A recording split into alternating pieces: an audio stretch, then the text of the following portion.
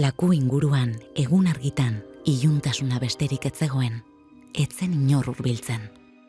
Alina izan zen, laku misteriotsu honen sekretuak ezagutzera etorri zen lehenengo gazte kartografoa. Alinak etzekien zehazki zer aurkituko zuen, jakin minak bultzatuta hurbildu zenara. Liburu zaharretan, lakuaren inguruko mitoak irakurri zituen, baina ordura arte etzen inor bertara hurreratu. Baina nola liteke? Laku hau ez da agertzen inungo mapa zaharretan. Zergatik ez du inork bisitatzen?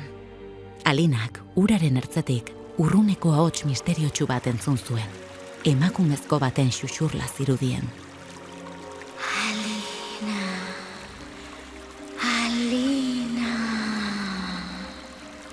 Nor ari daizketan? Baina ez zuen inor ikusi. Orduan, uraren gainazaletik emakume bat agertu zen. Iluntasunean dantzan.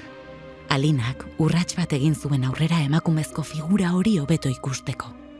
Alina, ez zaitez hurbildu. Alde mendik, laku honetan ez dugu gizakirik onartzen.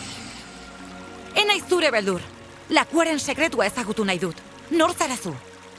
Lakuaren zaintzailea naiz. Mendeetan zehar babestu dut sekretua. Baina zure bihotzean zerbait nabari dut, Alina. Zure bihotza ez da etengo misterio hau argitu arte. Eta orduan, beranduegi izango da zuretzat. Alinak, izuturik, itzala goitik behera begiratu zuen. Orduan, lakuaren azpitik zetorren argizpi bat sumatu zuen. Lakuaren sekretuak Alinaren bihotza zeharkatu zuen. Lakuaren sekretuak betiko sorgindu zuen.